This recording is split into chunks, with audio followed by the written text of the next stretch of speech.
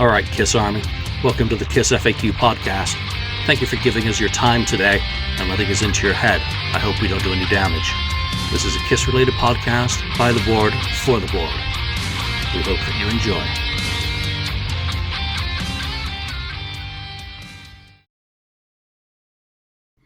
Welcome to episode 239, I think, of the KissFAQ Podcast. Something like that, anyway. Wow, indeed. Yeah, I never would have thought. So today, it's just me and Original. You're one of the originals. The very first I was on show. the very first one, yeah. Yeah, with Daniel and Alex, wasn't it? So, right. Going way, I mean, that's 5 years ago. That's absolutely incredible. I never thought, number one, never wanted to do a podcast, but now I am. I think 200 and something episodes later, I think I'm starting to feel comfortable with this whole process. Anyway, Nigel, good to see you again. Good to see you. Feels like just last week we were in New York. But feels like, yeah. Yeah, before we go and talk about Madison Square Garden, anything new in your collection? Because we usually do that kind of segment when some of us have some new stuff, and I'm just looking around here to see if I haven't opened my mail yet. But I'm waiting for all my things to arrive from New York still, expected tomorrow. What about you? You were smart enough to send some stuff back. Those exclusive posters, I wanted to buy one, and since I only brought a backpack with me, I thought, there's no way I can get this home without getting it damaged. So it wasn't until after they had sold out that I realized you had sent your stuff from a UPS store about 500 feet from the venue. So I felt pretty stupid. That was perfect. They only had a couple of poster tubes left, and I did not even know about that exclusive. So I must be not paying attention to the right stuff. Fortunately, Andrew texted me, said, "Hey, can you pick me up one?" I'm like, "What?" He's like, "This is limited edition litho." I'm like, "Okay, cool." And fortunately, the merch line I got in, they didn't even know what they were. They weren't really displayed in any way. And so I was like telling people, I had a few, we'll talk a little bit more about that later. I had a few beers. I was like, "Get one of those. There's only 350 of them." And they were actually rationing them at the booth I went to. So I was only able to buy two, or I would have bought an extra one to give away on the show, or maybe chuck up on eBay to see what it is. And I see it that a lot of them have ended up on eBay with some filthy amounts, and it looks like they weren't rationed at every booth. So they look good, and I'm really happy that they did something special for the event. But let's get back to anything new to add into your collection. One quick question. How were those able to be rolled up? Because I never actually held one, so it looked like it was pretty thick cardstock. It was pretty thick cardstock. Now, what I did with Andrews was they had a 3-inch heavy-duty tube, so able to roll that without any crinkles or anything. Gotcha. Not ideal. Would have been better to have shipped flat. Would be preferable, but under the time limitations and whatnot, I had to jam mine into a 2.5-inch tube, so that may well need a little bit of flattening before I get it framed.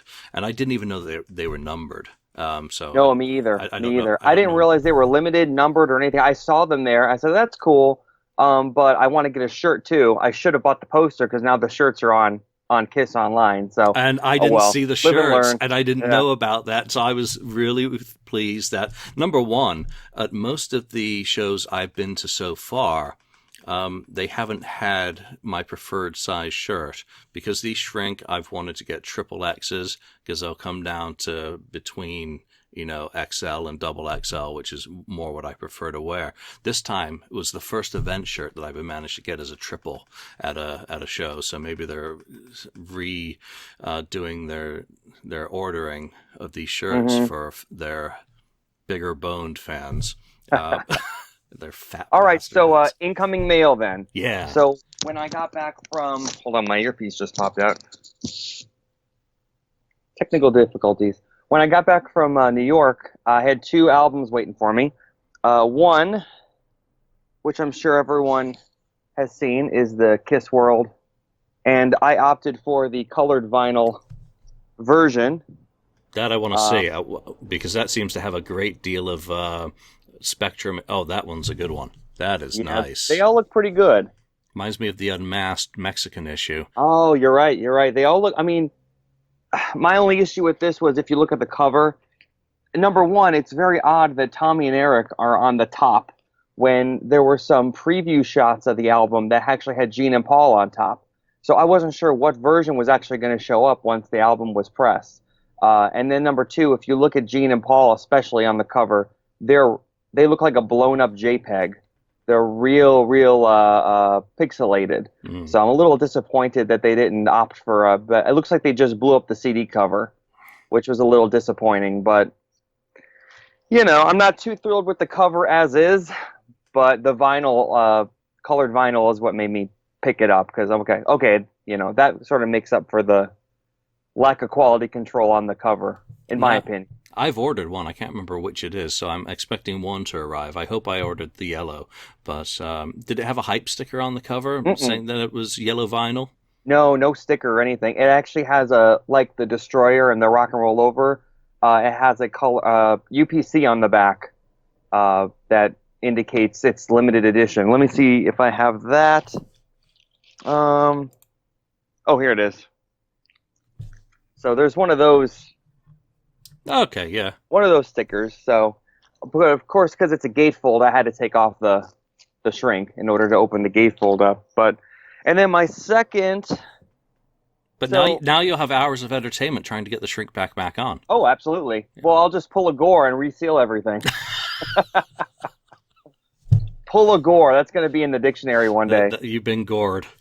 So I was looking through eBay auctions. I pulled up this guy who had Ace album, and he had a photo, very hazy photo of the label, and it is indeed a 78 Casablanca, just without Ace's face on the label. Nice. So as far as I know, I think they ran out of the custom labels, so they just started pressing them on just the stock labels until they got replenished with the custom labels. Thank God this thing arrived in good shape, because the dude sent it in one of those padded mailers. Oh, no. That when you cut it open, all that stuff flies out. Yep. I can't remember what that's called, what that style's called, but I actually took it outside to cut it open because I've had bad experiences with that in the past where I rip it open and just paper and that little cotton ball stuff just flies everywhere. Yeah, it's like fiberglass as well. So I'm going to send him a message. I think he's new to selling online because that's how he came across to me. But I'm going to say, dude, I mean, in the future, you might want to get vinyl cases for these to send them out in, because you're going to send something valuable out in a padded mailer and someone's going to be really, really upset when they get it. So, well, that's one of the things. Yeah, I won an auction today, and so I'm going to have to wait for this one, but I'm very excited. Portuguese Elder. So it is gatefold, non-gatefold, pardon me, with a printed inner dust sleeve, similar to Norway, so color, not anything like the U.S., and I believe it's the original track sequence mix, so one of the few. Obviously, there are some American ones that float around with that, so very, very happy about that. I do, I keep saying I've quit collecting, but there's always something that I see. I'm like, I'm going to try for that, or I'm going to try for that. And, that got an extremely good price. So hope it's packed properly and makes it here safely. It's a shame that these days we have to kind of ask people, would you mind packaging that properly? But I think most people would not be offended. I mean, I've just sold some stuff, and I've been kind of feeling a little bit harassed by some of the stuff coming from the buyer, but I also get it, that they want to know where their stuff is. They want to know that it's on its way, et cetera, et cetera. So as a seller, don't get offended when people ask you to pack something properly, because they're your customer, number one, and you do want to keep them happy. And if they really annoy you, just block them. Get the deal done, make them happy, and then don't let them buy anything else in future. Well, that's usually what I do to deal with the really difficult ones. It all depends on how you ask. I always send it, if it's something that's very rare or sought after, I'll send them a message and basically just ask very nicely to just please pack so the corners are protected. That's my key word. I say, make sure the corners are protected. So I always say the post office is brutal. So I trust you, but I don't trust the post office. Yeah. And usually that's met with a pretty decent response. I haven't really had anybody get mad about that. So thankfully. Yeah, that's good then. Well, let's get on to talking a little bit about New York City, Madison Square Garden, the Holy Electric Cathedral of Christianity, shall we say. Mm-hmm. That's a real My mouthful. first time there. Was it your first time at the Madison Square Garden or your first time in New York? My first time Madison Square Garden. I've come out of the Penn Station a couple times, and I walk by the Garden because it's right next to it. And every time I say, one day I'm going to go to a show there, and hopefully it'll be a Kiss show. So I didn't have too many opportunities left, so I had to make the most of this one. Yeah, absolutely. And it's kind of similar for me because when I went to Peter Criss's final show at the Cutting Room, which is just down a couple, well, maybe 4 blocks down or 5 blocks down from Penn Station in the Madison Square Garden, he mentioned that night, that we're basically in the shadow of Madison Square Garden. That got me thinking. But it was really when I was at the LA Forum that I'm sitting there going, I'm in a legendary Kiss venue here. What else is still around that I could go and see them in? Because I'm really enjoying this tour and these sets and the performance, the show and whatnot. I was like, Detroit, there's nothing there that really has the historic connections, and that would be, everyone's, I guess, number one pick for, Detroit Rock City, obviously. Mm-hmm. I'm like, Madison Square Garden, gotta do it, and basically booked right then and there. But why did you decide that you wanted to go to Madison Square Garden when they do have shows in, I guess, your neck of the woods coming up? Tampa is on the 11th, so I'll be going to that one too. It's just one of those bucket list things. I've never seen Kiss in, either Detroit or New York. And Kiss being a New York band, to me, Madison Square Garden is the apex of especially a New York band and a place that they could play at. All the historical shows. I think Paul said at the concert that this was the 15th or the 14th show they'd done in their 45-year career. He said they were all sold out. I said, I don't know about that one, but I'm not too sure about that. And actually, I am sure about that is not accurate. But you know what? He's Paul Stanley and I'm not. So whatever he wants to say, he could say. So there was that aspect. And then the other aspect was, as I said before, I'd never been there for any show. So that was another check that I wanted to make. So when they put those tickets on sale, I contacted some friends that I shared a room on the cruise with. I said, do you guys want to go all together to this?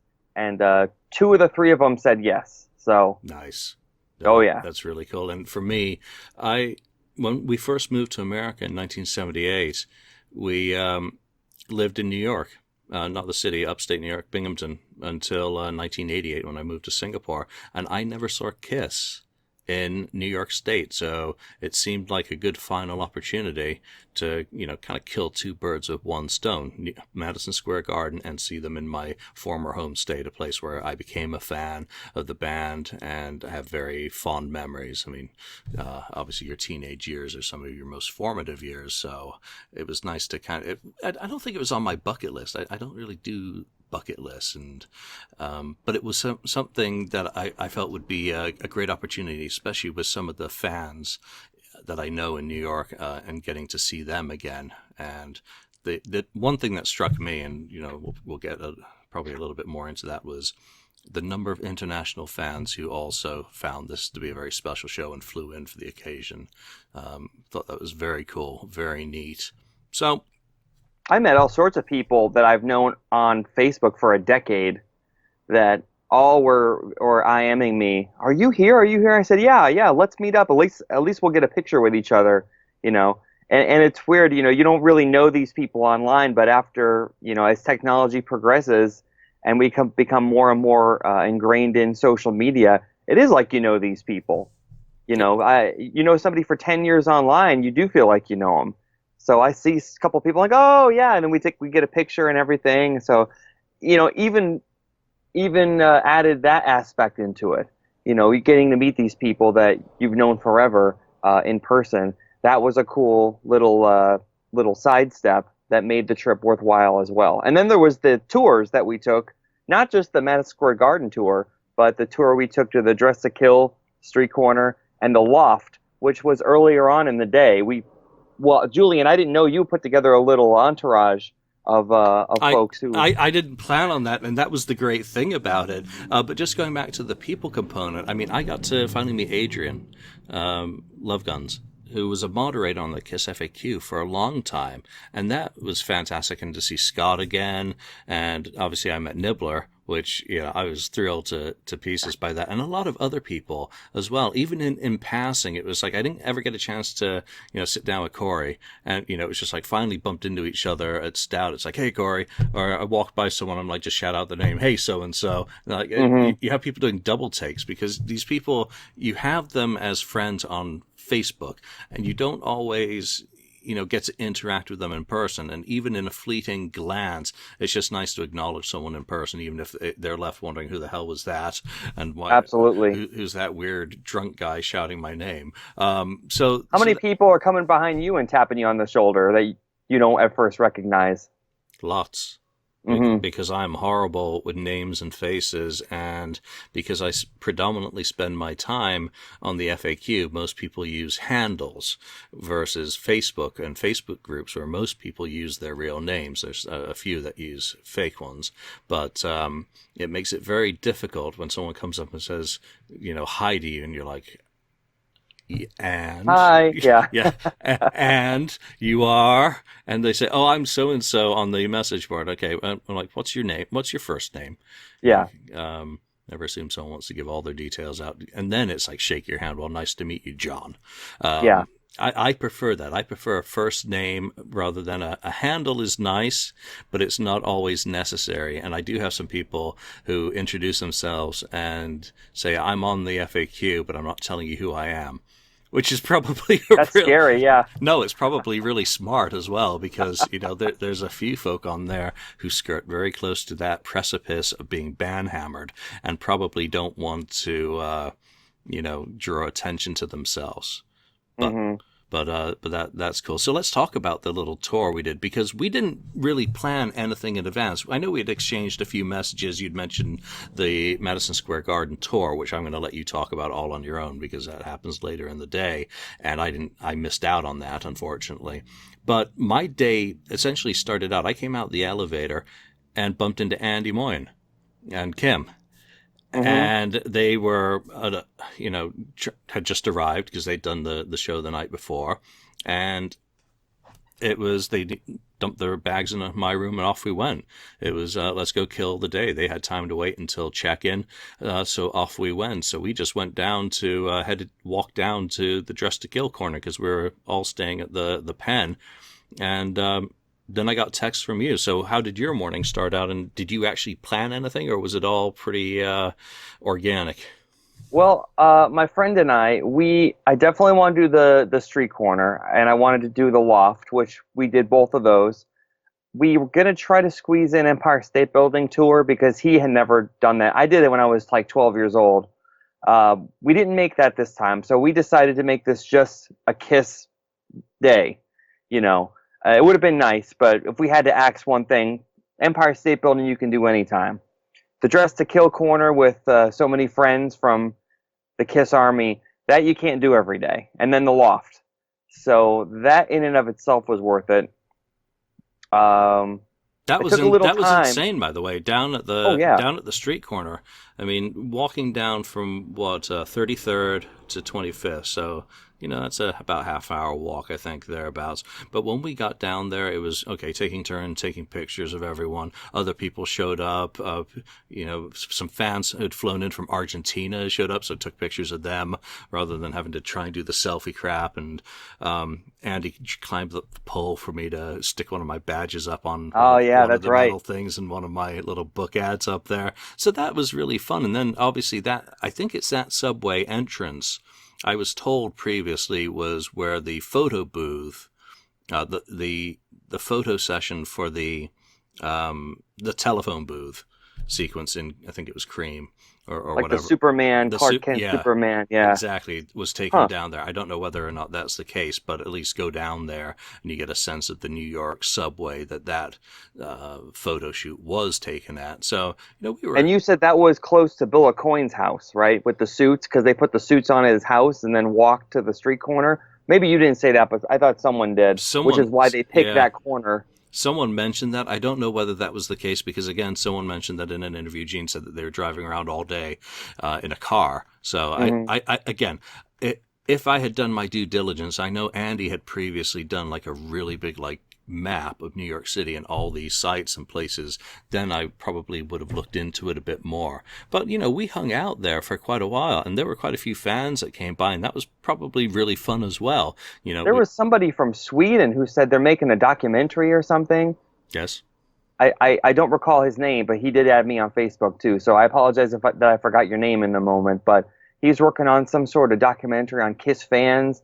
And he won some contests through Kiss Online in Sweden or Norway. One of those. Scandinavia. Sorry. Scandinavia. I'm butchering everything today, so I apologize. But was there any locations that you didn't get to go to that you would have if you had more time? If I had more time, I would have loved to have done Electric Lady Studios. Okay. Just because it's Electric Lady. And has far more, that's where it really starts. That's Paul and Gene meeting Peter there. So I would have liked to. That's where at least Christopher recorded her solo album. Yep. So that would have been one place. There's probably some of the other rehearsal lofts, because there were various ones. Would have minded going to Malimo's. Which Kiss also rehearsed at. So it's not like the 10 East, whatever. 23rd? 10 East 23rd, thank you. Yeah. It is the only rehearsal loft where Kiss, practiced. And for those wondering, you try to go inside, there's a very disgruntled looking security guard sitting there. There can be, because other people do go in. It's one of those things. You have to decide for yourself whether you're going to go in. I was wearing a button-down shirt that day. I thought maybe I would, and then I just decided, when the people had come up from there and bumped into us at the Dress to Kill corner, I'm like, no, I'm not even going to try. I just don't want to, for me, be disrespectful in any way. And at least this time I was going to get a photo out front, which, last time I was there, I did not. I did a photo at the corner last time. So, I didn't need to do either of those sites again, but it just seemed easy, to go to, the loft. It's like, where do you start at the end of the road, kind of in New York? Then the loft. I mean, could have gone down to Chinatown and the rehearsal place there as well. What about you? Are there any other places that you thought about going to see? Or, Empire State Building takes a couple of hours to do. I did that. That's what I heard, yeah. Yeah, I did that the last time I was there. Not because of the photo shoot that was done up there, because it's the Empire State Building, and King Kong and all of that's much more kind of interesting for me. And I wanted to see it as, the Empire State Building. But that would have taken way too long. Then Andy had a really great idea about somewhere to go. But where else did you want to see? Well, there were a couple ideas I had that I didn't get to do. I would have liked to see where Gene and Flora lived when they moved to New York, which I think on one of those Kiss long-form videos, Confidential, Gene and Paul go back to his house and they go inside. So that would, I wouldn't want to go inside, but just to see the outside would be cool. That, and then I even threw out there the King's Lounge where they went to see Peter play. Yeah, you mentioned that, and I said if only I had done some research, I would love to do a tour of the King's Lounge and the Purple Onion, I think the Vanguard, or at least where these places were, where Peter Criss cut his teeth as a performer, as the most experienced of the originals. I would love to have gone to where the Tenement Building, if it's still, again, I haven't done any research on these, so I don't know if they do still exist, to have gone to the building where his family lived in Brooklyn, where he basically grew up, and, see what it was like. But again, I'm not going to, just look up addresses and go randomly without finding what the demographic shift is like to these days, because you could end up in a pretty dodgy area. And as a side note, too, we ran into Keith LaRue after the Madison Square Garden backstage tour, which we'll get to. And we showed him pictures of where we'd been earlier in the day. And he goes, where is the Dress to Kill street corner? Because Paul actually asked me earlier if I could remember, because he said he couldn't remember. So then when my friend sent him a screenshot of the streets, he's like, oh, thanks. Paul was actually wondering where that was. He couldn't remember.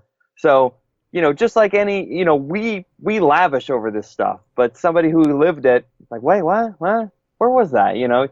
Because I guess in their mind, they just showed up at any old street corner, took a photo, and got back in the car. Yeah, and It's they don't. hallowed ground to us now, but at the time, it was probably jump out, take the picture, jump back in the car, and head home. Yeah, they don't look at it the same way as when you live it. That's really a neat story that Paul Stanley, wanted to know where it was.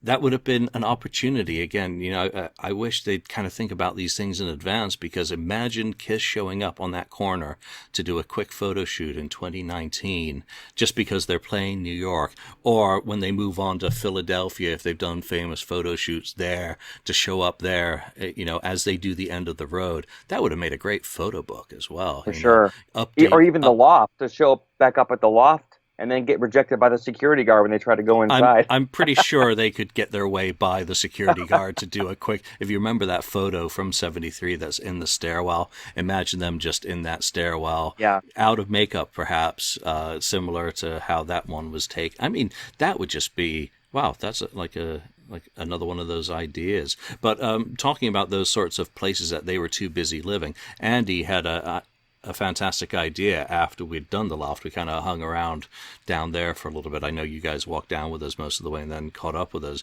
and we were going to go get some lunch while we waited for check-in for Andy and Kim. And Andy's like, let's go to George's or Giorgio's, and it took us about half an hour to figure out the real name of the place, because in Paul Stanley's Face the Music book, he gives a really great kind of description of his personal loneliness. And he says, in December 1977, we had 3 sold-out nights at the Madison Square Garden. After the shows, the other guys would go out and party. I didn't want to.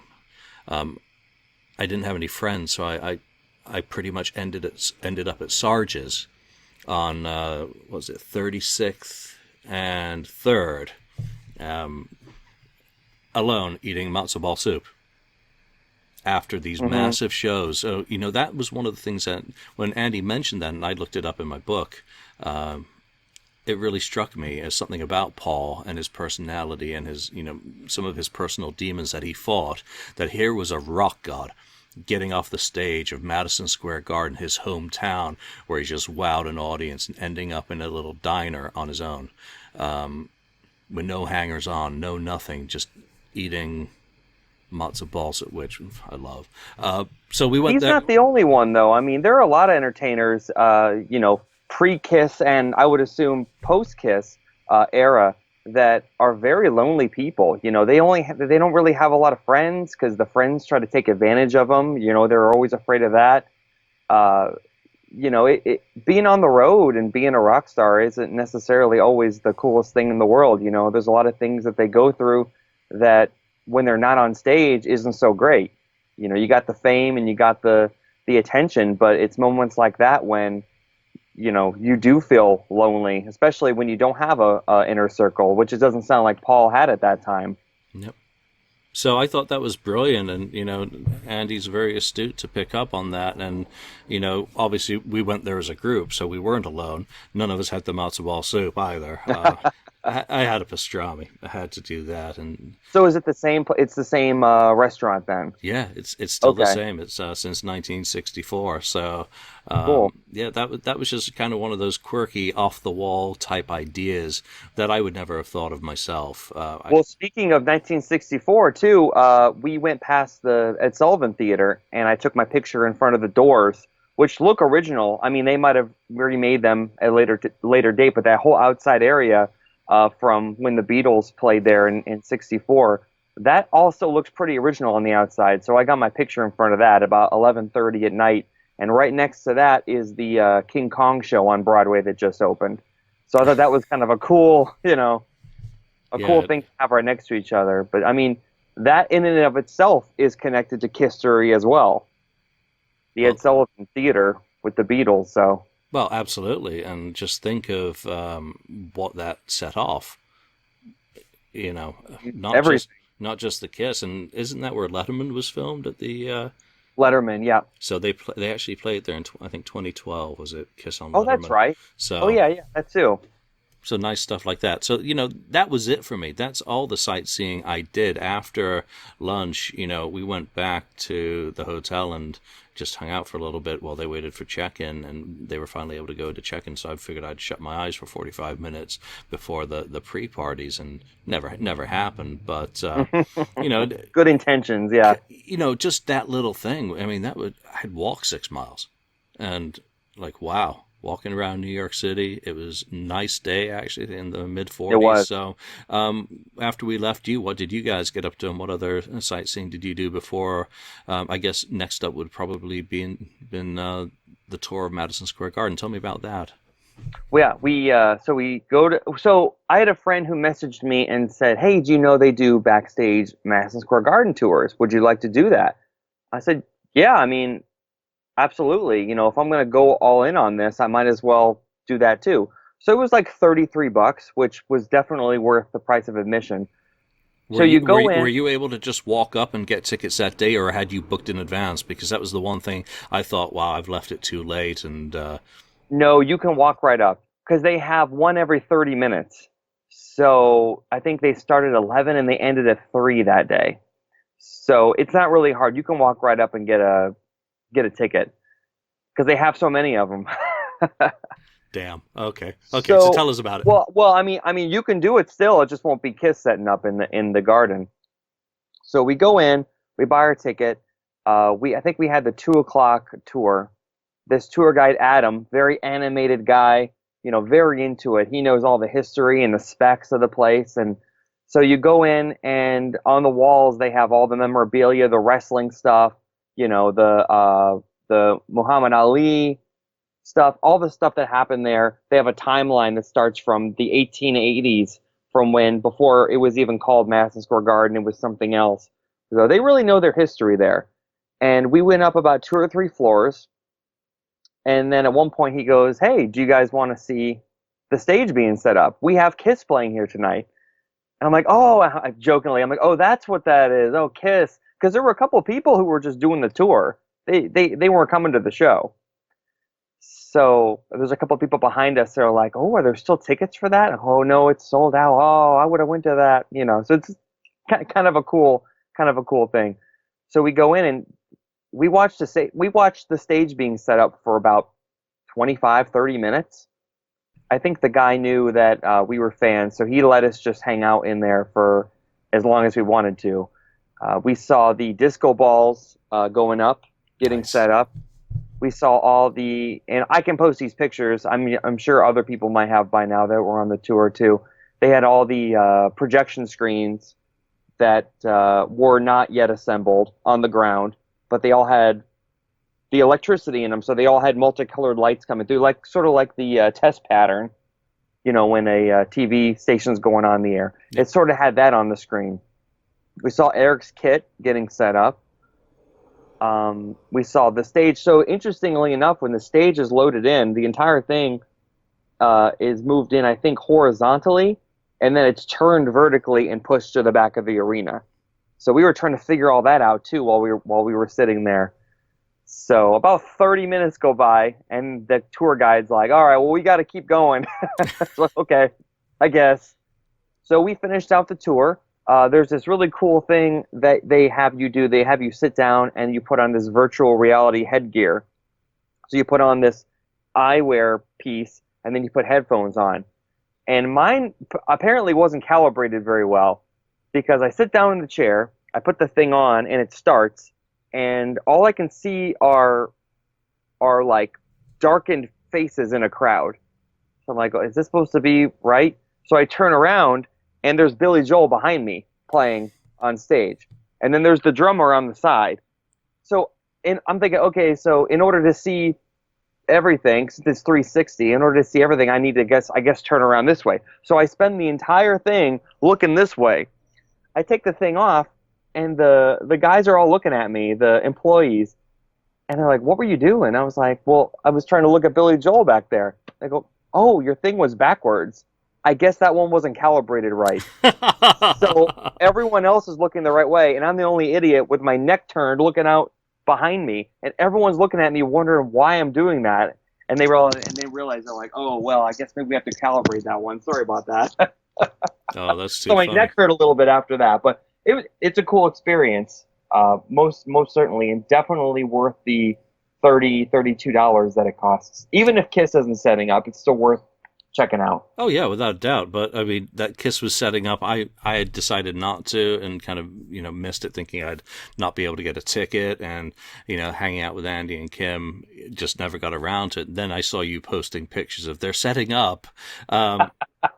Well, you got to see the load in though. Yeah, So, but that was at 8 o'clock or something in the morning, So that was right after I got breakfast. I went walking around Madison Square Garden. Number one, I wanted a little bit of New York rush hour, just to get a bit more of a scent, get in the New York groove. And wanted to get pictures of the various marquees and billboards and see what was what, see if there are any flyers to steal or stuff like that. So I walked around the whole block. I was also trying to scope out the entrances and exits, because not knowing the venue and whatnot. you get that little that's cool badge too that you can hang on to. Yeah, that's a nice thing. So they had the eight semis parked around the block, and they were taking turns pulling them in backwards. I filmed, I think I uploaded most of the load in that I caught, which was just parts of the stage coming out of the back of trucks, nothing tremendously exciting. The stuff I didn't film or share was them unloading the merchandise. So there were big pallets of tour books and T-shirts and all the other accoutrements that they were going to be selling that night that were coming off the trucks, which were just parked on the side of the road. So it was really fun to watch this kind of ballet of big rigs. And the union guys are very colorful, and these like little buzzing forklifts coming to the trucks, and it really is a ballet of insanity, which is fun to watch, not only from the load-in perspective, but this part that you got to see as well, which I have seen stages being set up before. But it's a real fun thing, because there's so much work, there's so much components, so many different elements that come into play when you think of how many local crew are hired for shows, how many people travel with the band, in order to then people just come in and see this big stage by the time the punters arrive. So they really don't ever get to appreciate the scale, because it's all put together, rather than the whole floor is taken up by bits and pieces as they're putting the stage together. Nearly every space has some container or something that is cables and everything that they're going to need. So it's absolutely fascinating to see. You get a little taste of it in some of the videos that Keith LaRue has, kind of live streamed. He did a great one from Vancouver, where you really get a sense of everything kind of hanging down low. But I'm jealous. You got to see the disco balls going. That's great. But I got some video of that stuff I can send you. Oh yes. Andrew wants a lot of it for his whatever documentary he's working on right now. Yeah, so just give it to Andrew. I've given him all my shoot footage. A lot of stuff, B-roll stuff, and when I saw the stage getting set up, I said, okay, he's gonna want some of this. So I filmed as much as I could. Yeah. And interestingly enough, I made sure to take some time to just walk around the venue.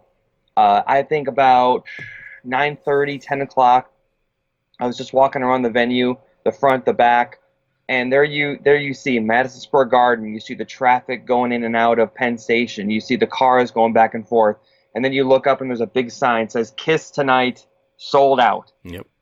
And you feel like you're in a movie. I felt like I was watching a movie about Kiss. That's what I felt. I was on the street corner filming that corner, which was I think 7th, and no, it would have been 8th. Pardon me, 8th and 33rd. So you could see 3 banners, 3 of the electronic marquees with Kiss Sold Out Tonight. I'm just sitting there filming it as cars are going by, pedestrians, just sitting there holding the camera up. And I find myself like I'm in Kiss Meets the Phantom, just saying Kiss tonight. Complete geek. That's part of the package, though, especially on a concert or a show like that.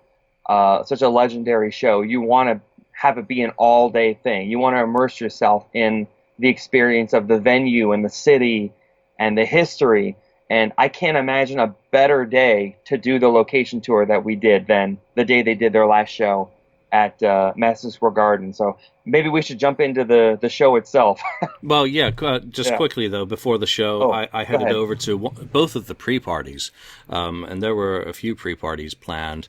The first one that started first was over at Twins, organized by Hmm. Joe D'Angelo. And my plan was always to go have a few drinks at that one, have my dinner there, because he had a food spread put on, and hang with people there. And it was fantastic. Irish pub, love them to death. Irish pubs, even though Hmm. I'm English, love those places. Met quite a few people that I knew there, which is really nice. Thomas, Scott, a few others, and got my dinner, which was I didn't want to be buying food at Madison Square Garden, and I didn't want to eat at Stout, having eaten there the night before and thinking it was disgusting.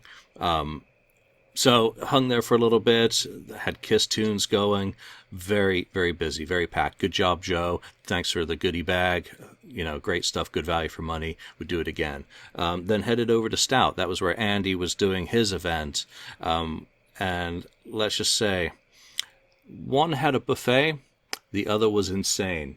Over at Stout, it was nuts. It was basically people hanging off the rafters, packed, which obviously a couple hours had gone by, so we're getting very close to showtime. People are getting out of work. And I didn't find Andy for quite a long time down there. I didn't know there was a downstairs until I'd been in line for the restrooms for half an hour. And one of the staff said, well, there's another restroom downstairs. I'm like, what downstairs? Well, that's actually where everything was going on with Andy's guys and his lunacy. So Yeah. we had been upstairs. That's where I met, Adrian, Scott, and Nibbler and all that. And Diego Meister was done. And then shots of Jameson were done. And then I found Andy, met some folks downstairs, and headed off to the show. And I tried to shoot some footage of, just walking over to Madison Square Garden, but obviously after about 6 beers and several shots, the camera's being held the wrong way and all that. So let's get to the show. You lead All right. off. Did you get there in time for David Garibaldi? We did. We got there, I want to say, an hour before he came on. We sat down. I just wanted to immerse myself in the experience, just sitting there with the music playing and everything. I was a little disappointed, Kiss had hinted at perhaps special guests or perhaps a change of the set list, or there was nothing confirmed, but at the same time you're thinking, okay, well, if they're going to do anything special, it's going to be here. Obviously, I figured at this point Ace wouldn't be there. Peter probably wouldn't be there. Our best guess was Bruce might jump up on stage for something. That didn't happen. I was even thinking, how would they incorporate New York Groove into this show? Obviously, they're not going to play it because they're not going to have Tommy sing that. That's sacrilege at this point. Solo album tune. I thought maybe they could play the song before the Zeppelin song that's before the show starts, or maybe after the show's over instead of God Gave Rock and Roll to You. I was wrong on both of those as well. But it was a fantastic show. The painter was, it is what it is. And my friend actually said something to the effect of, I'm happy it's a painter and not a band because I wouldn't want to have to sit through the teardown of the opening act before Kiss comes on. So I guess when you think of it that way, it was quick. It was one and done. He did 3 pieces. He finished the Kiss one, and then within, I think, 10 minutes, the Kiss show had started. Yeah, and here's the positive thing about David Garibaldi and the art show. For the wise guys in the audience, at least he brought his own drop cloth. For sure. But Absolutely. it was over in a flash, and this was the first time that I actually got to sit down and enjoy. And let me say that in bold, enjoy David Garibaldi. I had missed him in Vancouver because I was doing the meet and greet, or the meatless greet, as it should be called. And then at the other shows, I'd been hanging out with friends beforehand and had just never gotten down there, though we heard the music and knew he was painting. So I thought it was a blast. I thought he was very entertaining. I don't know if I'd say the same thing if I'd seen him all 4 times that I've seen the show, but certainly for the one time, he was very energetic. Performance art is performance art, so he did a, very active, played the mic, tried to get people into it. Did and I only remember him doing Bruce Springsteen and then painting the band picture. I don't remember. He did Ozzy. Did he? So Yeah, that was the first. He did Ozzy, Springsteen, and then Kiss. I thought he was going to do John Lennon because I guess he does it from city to city. He selects people that are, iconic to that particular city. So I thought John Lennon might be in there too, but maybe next time. Yeah, Bruce was fantastic, and I'm not a big fan of Bruce, but I thought he did a great job. I liked the way he did the art, and then it's over quickly. And of course, if you were there an hour early, then you probably saw the commercial for the cruise. A couple times, yeah, a few times. Is it played on loop? Yeah, they played that, I want to say, probably once every 10 minutes. Okay. So I saw it a good 5 or 6 times. Yeah, that was what some people were saying, that, they opened with, the Kiss Cruise. And from what I hear, they've played that at other shows where, Garibaldi's there. So it's not really an opening act. It's just, come on, it's Kiss. They've got a cruise to sell, so of course they're going to advertise it. And when you've got a captive audience of people in their seats, they're going to do it. But it's not in lieu of some sort of opening act, and shouldn't be considered or perceived as an opening act. It's just a commercial. Come on, it's Kiss. So that was cool. Merch. What did you buy? I got the shirt. I've told myself I wasn't going to spend $50 on a T-shirt, but then once you're in there and you're in front of the merch booth, it's like, I got to buy something. I'm going to get the tour book in Tampa because I have a car there, so I can load that in easily. There won't be any damage. I was worried about getting a tour book. Unless it was an exclusive tour book, then I probably would have gotten it. I got a shirt, and that was really it. I should have got the poster, but I didn't because I was afraid of shipping it back. And to my dismay, I should have got the poster instead of the shirt. But I just got a shirt. How about you? Yeah, I got the special show poster, and what was really cool with those is that if you just did a single roll, it fit nicely in the Madison Square Garden bags that they provided, which they then gave me a second one to double up on top, so it was watertight. Because after all my other shows, everything I had with me got soaked by people's beers for some reason. I had no idea, and not my own because I don't take beer down on the floor. Or it doesn't last long enough to spill. Let's put it that way. Picked up 3 tour books. Had to get 2 for friends out here because of the new versions. A pair of Eric Singer drumsticks for a friend, and then just the event, the regular event shirt, not the special Madison Square Garden one. So I'll wait for that to arrive from Kiss Online. But I'm thrilled. I mean, the Madison Square Garden bags were supersized. They had the clear bags, the clear Kiss logo bags at this one, which I got this right here, in fact. Yep. I didn't save my black ones from Vancouver because I packaged up stuff to send out to. I got my confetti and my streamers and everything. I finally got the streamer this time. I remembered. I got a balloon as well. The problem was, really? Okay. Yeah, I caught it. I popped with like a loose fingernail. It exploded, and it was just one of the big silver ones. It didn't have a Kiss logo or icon or anything on it, so I was completely bummed by that. But I'm like, I at least caught one. It's still one from Madison Square Garden. The guy in front of me caught 3 fucking balloons and about 5 picks throughout the show. I'm like, wow. I was more impressed than jealous because I don't need any picks. I've got them all.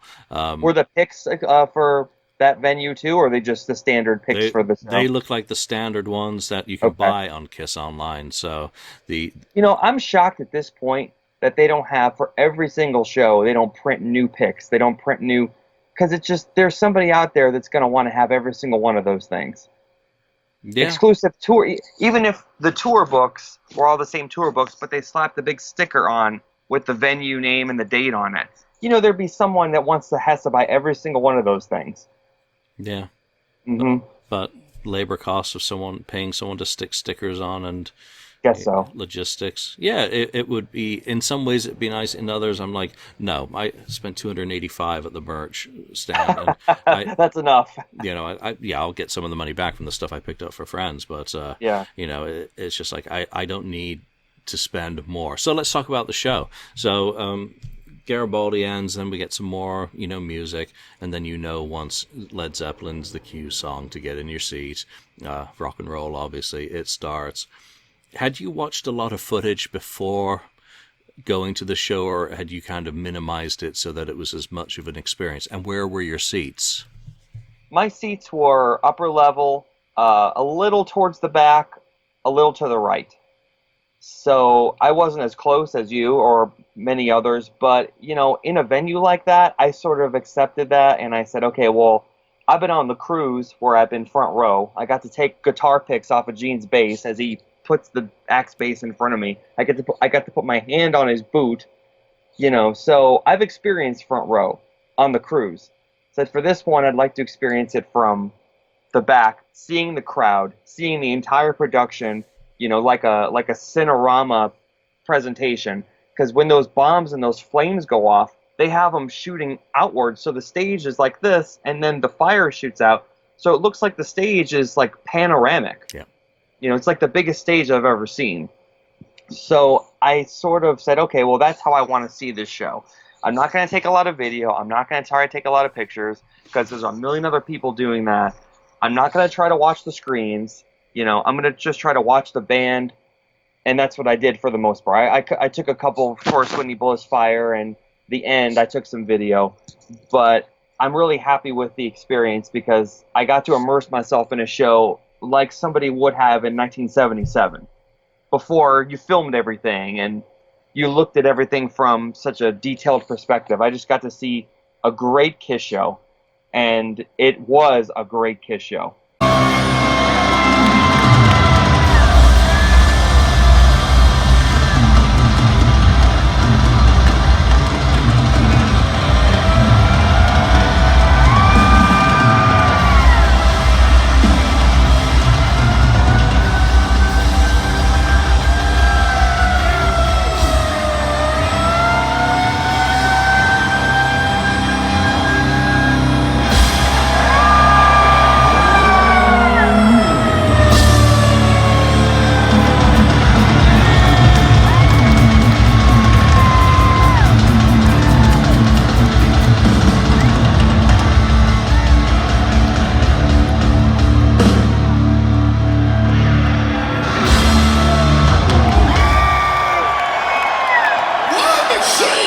Well, you fully got to witness the whole production being back there. And I've said it before on, numerous shows that we've done talking about this, that, as long as you're not so high up that the lighting truss stuff and all of that interferes and blocks your view, and you've got an obstructive view, even if you are far back, you're still getting to see a lot of the elements of the show that I'm still only just noticing because at all 4 shows, I've been within the first 8 rows on the floor. So I'm discovering new things every time I'm at a show. So these past 2, I've been on Gene's side about the same. I think I was 5th row for this. But, this was, again, compared to where was my last show? That would have been L.A. LA, I had a kid on a seat standing on it in front of me, blocking it. So I had an obstructed view, and he was a teenager, like 14, shouldn't be standing on seats. So this time I actually got to see everything because the jackass was behind me, the drunk guy. So it didn't interfere with being able to watch the show. And I'm just so impressed by the production. I've seen it, this is, again, 4th time, and I'm not bored. It's the same set list.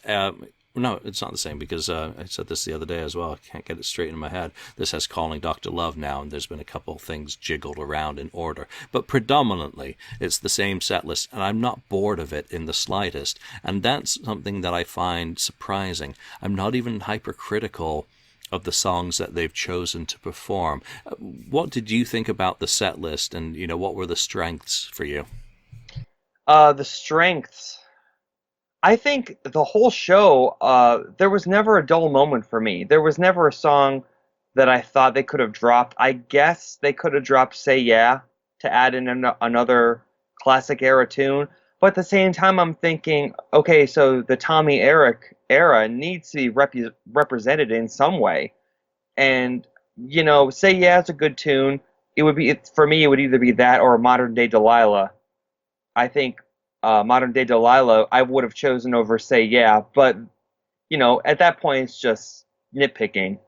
The whole show was fantastic from beginning to end, and, what I did appreciate was Paul, for the most part, kept the stage raps to a minimum, and just kept, charging through from song to song to song.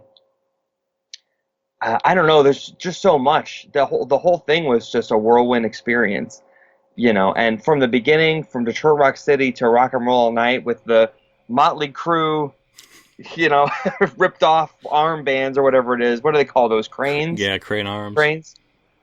It was just, as a package, it was an entire experience, It was the Kiss experience wrapped into a 2-hour show. It's everything that you want to see in a Kiss show was there. Oh, and Beth with Eric Singer. I mean, I love that. Has there been a better way to present that song since Peter came out and did it in the 70s, Yeah. They finally brought that song to a new level, doing the Paul Lynde-inspired piano bit. That's the part that saddens me the most, though, that it's Eric Singer finally taking it to the level that it would have been perfect for Peter. But it is what it is, and it's an entertaining part of the set, and I like how it comes out of the floor. It's workmanlike, it's an assembly line Kiss show that you press start and it's gone. It's going to the end. There's not a dull moment. Say Yeah. I like how it's in the set. I enjoy it. My only thing is, and I'd like your perspective on this afterwards, the audience did not seem as into this show as I would have expected a Madison Square Garden audience to be. And I've seen other people comment on that as well. I felt the crowd in Vancouver, the reserved Canadians, were more wild animals than the New Yorkers. L.A. was way off the hook in terms of audience. And I just wish that, I know we don't want Paul talking a lot, but I wish he'd take a section where he really works that crowd and gets them shouting, because the mime doesn't do it. There's no energy in that. I wish he'd Say Yeah is the perfect opportunity to make that audience scream.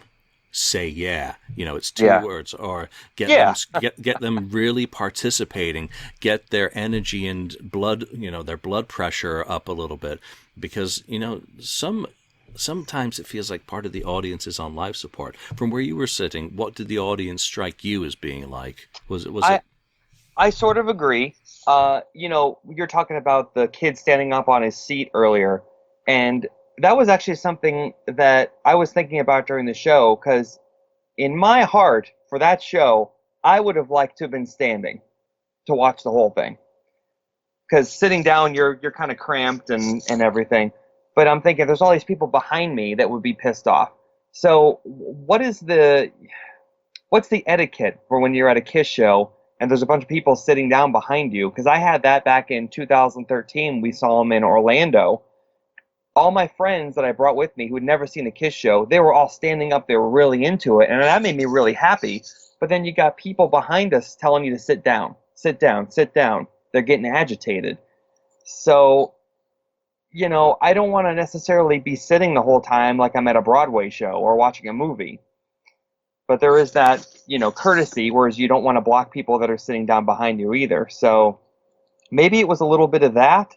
At the same time, maybe these days it's because everybody films everything, that they don't want to really get into it and throw their hands up in the air. I don't know. I was into it. I'm not even allowed to sing at shows. I've got a recorder going. I can barely open my mouth. I'm the one lip syncing at a Kiss concert because I'm singing along, but ain't nothing coming out of my mouth. So a couple of things I wrote down for this show that I noticed. So Gene and Paul were like brothers up there. Their synergy was on fire. They were having a great time. A specific moment at the end of Shout It Out Loud, Gene's posing. Paul walks over to him, puts his arm up on his armor, looks at one side of the audience. Gene does a big motion, looks at the other side of the audience. Gene does a big motion. It's something I hadn't seen him do at any other show yet. I love it when Gene does his King Kong. Oh, yeah, the King Kong thing. And it was just, there were so many moments like that where they come together and they're just absorbing the energy of this show. Number 2, Eric Singer. Eric played like it was a Live 3. Revenge Era. I don't know if that's how he's playing on every show or it's just that particular show, but the thing is about Eric is, I know we all feel over the past few years he's pulled back a little bit, maybe trying to play more in the style of Peter on a couple tours. This one, it was full-blown Eric Singer. Agreed. And for his solo, and again, I don't know, I haven't watched a lot of clips until I saw this show, so I don't know if he's doing this at every show. The thing where he was playing with his feet and then wiping his arms down, is that a bit, or was that something that was unique to that show? Because I didn't know. I've noticed it at other shows, so I think it's Okay. I think it's a bit. He's just It's cool. I like it. It's act. It's more into the show, So And it wasn't a boring drum solo. You know how that gets critiqued. The drum solo. It's basically Peter Criss's drum solo, but Peter Criss's drum solo infused with Eric Singer. So the thing with Gene, always looking at his nails when he's playing, like he's bored or like this is so easy for him. That's something new I haven't seen. And then Gene gets a real bass solo, not the blood spitting solo, but Gene actually got to play a bass solo. And to me, that's sort of a screw you to the people that say he can't really play. To me, that's how I felt about it, because, that's the bass solo Gene plays is a joke.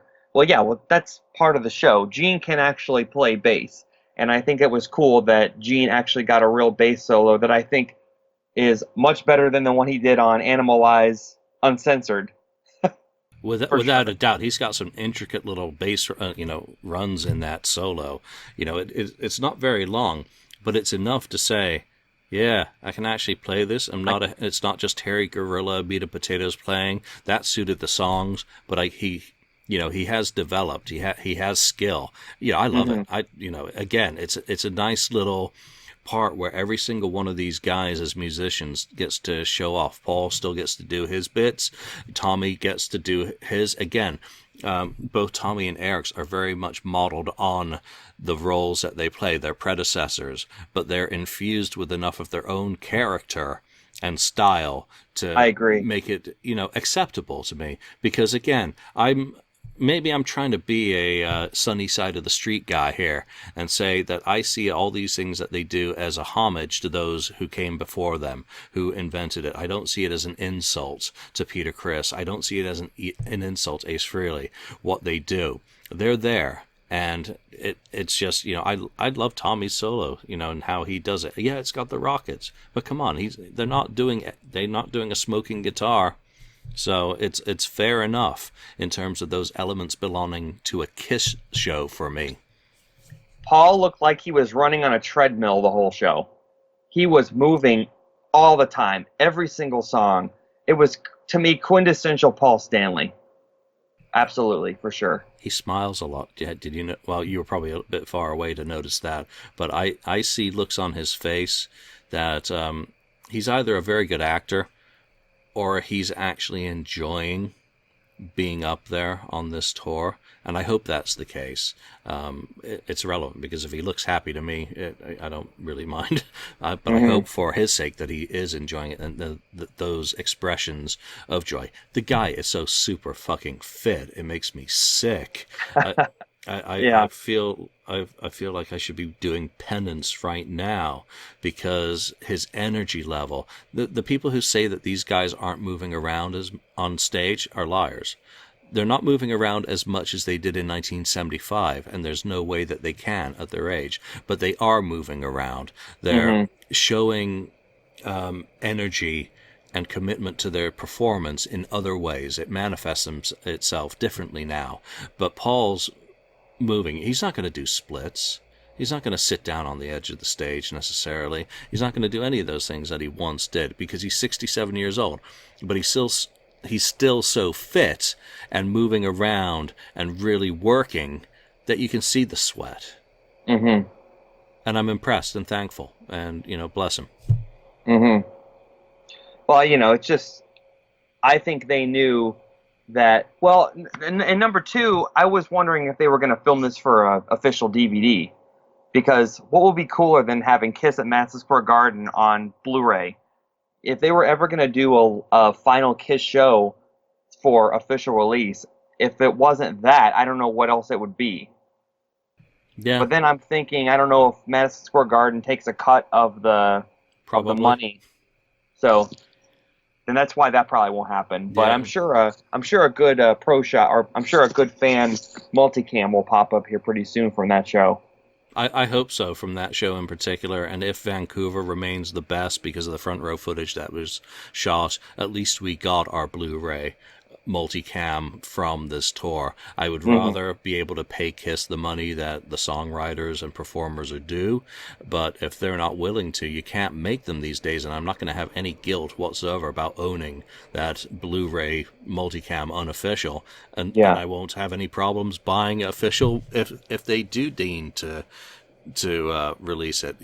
That's their choice. It would just be an awful shame not to get this captured in high quality 4K resolution, to have these explosions and the pyro, the Whistler rockets and all of the effects, the solo spots, and they've got great lighting. All the effects, it's not just from fire and flame and explosion. It's lighting that perfectly accompanies the music and the mood. It's dry ice and fog and steam coming up from the floor. There's so many. It's been covered from every angle that it has to be captured. When the band first started, I used to drive a cab around New York. One night, I was driving my cab, and two people got in, and they said, we want to go to Madison Square Garden to see Elvis Presley. Now, I drove them right up to the front, and I swear to God, I said to myself, one day soon, people are going to come here to see me. And here I am, 15 times! Because of you! So, on a special night like this, and it is special, it's beautiful to be up here. But I want to come down there and be with you.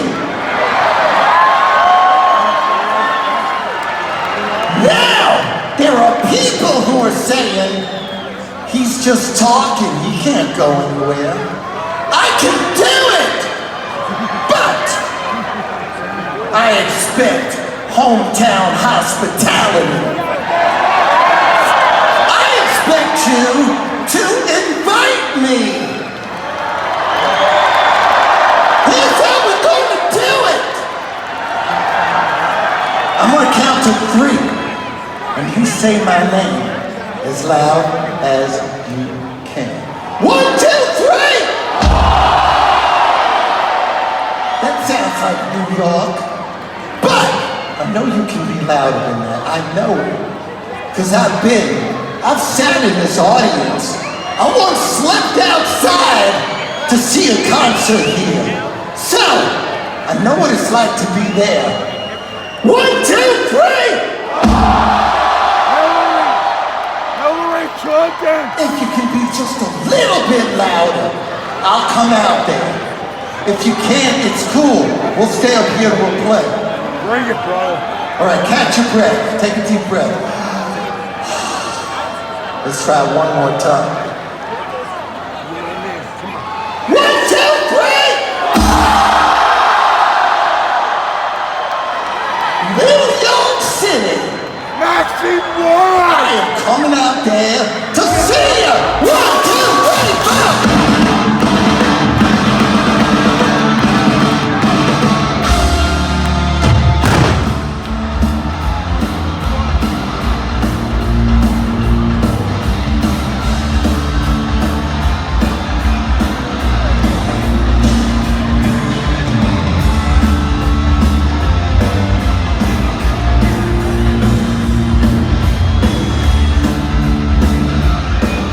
Speaking of the lighting, there was a moment I thought was really, really cool that I even said, wow.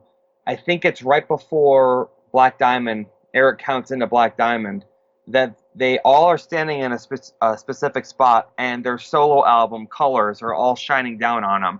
I'm like, damn, I wish I would have gotten a picture of that. I mean, I'm sure somebody has, but it was perfect. It was, and I'm sure that's, where they go each show now for that particular spot or that particular moment.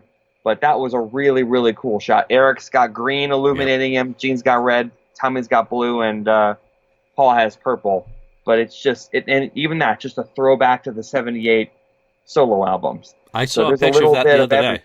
And yeah. I had never noticed that in concert because maybe I'm too close. And that's, again, maybe one of the benefits that you got being further away, being able to see the whole stage is, wow, who would have thought you may be up close, but you don't get all the benefits, or maybe I'm just not attentive. Maybe I had the camera up to my face at that time. But that's really neat. I didn't notice that until a few days ago when someone posted a picture asking about that. So that's a very good observation.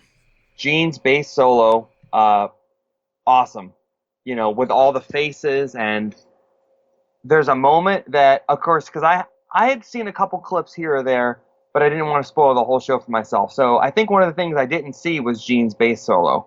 At one point, Gene lets out a T-Rex roar from Jurassic Park. It's the Jurassic Park Tyrannosaurus Rex sound effect. I thought that was badass. That was cool. So, and that's one of those little extras that, could be said, well, it's not really live, or Paul's lip syncing, or this, that, and the other. Enhanced elements like that, where the demon actually roars like a T-Rex, that's pretty cool. I'll take that. The lip sync stuff, or the is he or isn't he, that's up for debate. But those little moments where you can make Gene into the demon or a dinosaur, that's something I'm surprised they didn't think of a long time ago. And I actually wonder whose idea that was to throw that in there, because that was a really nice touch. It would have been cooler if it was Godzilla's roar, but then he might come into copyright issues with Toho, and I don't think he wants to deal with that. So I'll take the T-Rex roar. Oh, that's too funny. I haven't noticed that either. So, great show. Amazing venue. Wonderful experience. It is, all I can say is I sat on the plane the next day flying home. I was listening back to the show, and just every moment is just a wonderful memory. I'm now like, well, I'm not going to see the band again until September. Mm-hmm. Drat. So you've got Tampa coming up next. Any other shows, or will that be your pair? That will be my pair. I think they have another Florida show in August that they just added. So I'm thinking maybe they'll do Orlando on that second run. Or, there's an arena that's here called Germain Arena, although I think the name's changed now. That was my very first KISS show back in 2000, April 9th, 2000, at Germain Arena. So, and they haven't played that venue in 20 years, and I think that show would sell out. I think it's a 13,000 seater. I think, this area is a little underappreciated, I think, by the promoters when it comes to KISS. I think they do very well in Southwest Florida, and it's just a shame they haven't done a show here in 20 years. But if I have to drive to Orlando, if they do one of those in August, I probably would. I'll probably see as many shows on this tour as I can, just because. And I know, it's going to continue. We're going to have the cruises still. KISS is going to do a one-off show here or there past the end of the road. But as a full-blown tour, I'll try to see as many of these as I can to absorb the experience. But nothing's going to top Madison Square Garden. And so if you were there, you were a part of KISStory for sure. Yeah, and if you weren't, you're a part of KISStory any show that you go to, because the venue may not be as historic or as KISStoric as Madison Square Garden, but, I think what I'm going to get out of the rest of the shows that I go to, and I'll probably go to more than just the one, because I just am addicted to this, is the people part. And again, it's just so much fun, so wonderful getting with people and meeting new people at these events and getting to swap stories. And maybe next time I'll take a recorder with me. I was planning on doing an episode there, but in the end I just couldn't be bothered. Too much work, too much effort. I agree. Got in the way. And you want to absorb everything, not spend the whole day worrying about technical this, that, and the other. So yeah, they're doing a documentary anyway, so let them do all the work. So, any final thoughts before we call it a show? Final thoughts. Well, definitely worth the trip. Something I'll always remember. If you have a chance to see KISS on this tour, go for it. Just ignore all the noise. Go enjoy 2 hours of the hottest band in the land, because it's not going to be around forever. Yep. And I think someday the people that don't go because they're letting themselves be, controlled by all the little minor details and the BS. I think someday they'll look back and think, I should have went to that show. When there isn't a Kiss anymore, there isn't a Kiss show that you can experience. So if they come to your city, go. You won't regret it. I agree. Listen to your heart. Have no regrets. And obviously, if you're the sort of person who just isn't going to go, don't go. Because no one wants a killjoy there either if you're not enjoying it. So bring positive energy, bring celebration, and bring a bit of applause for these guys as they approach their finish line. That's just the way I look at it. Take it or leave it. Let's leave it there for now. Nigel, thank you very much for joining us today on the KissFAQ Podcast. Thank you for listening, everyone. We'd love to hear your opinions about, not only the Madison Square Garden, but the shows that you've spoken about, or we've spoken about today, the places that we visited. Where should we have gone? Do you have any spots that are nearby? That would be probably a next good mission, to start getting an encyclopedia of Kiss places. I know Brett Wise did an encyclopedia on Kiss, but maybe an illustrated guide. Maybe Kiss would think about recreating some of those old pictures with modern ones. That'd be great. You never know. This band will continue to surprise us, no doubt. Anyway, that's it for today. Thanks for listening, and we'll see you next time. Bye for now. Bye-bye. Thank you for spending time listening to the KissFAQ podcast today. All sales are final. There are no refunds. If you'd like, look us up on Facebook or come over to the KissFAQ message board and discuss the topic we've broadcast today. Don't forget to rate us on iTunes, Spreaker, or wherever you've listened to the show. We hope you'll join us again.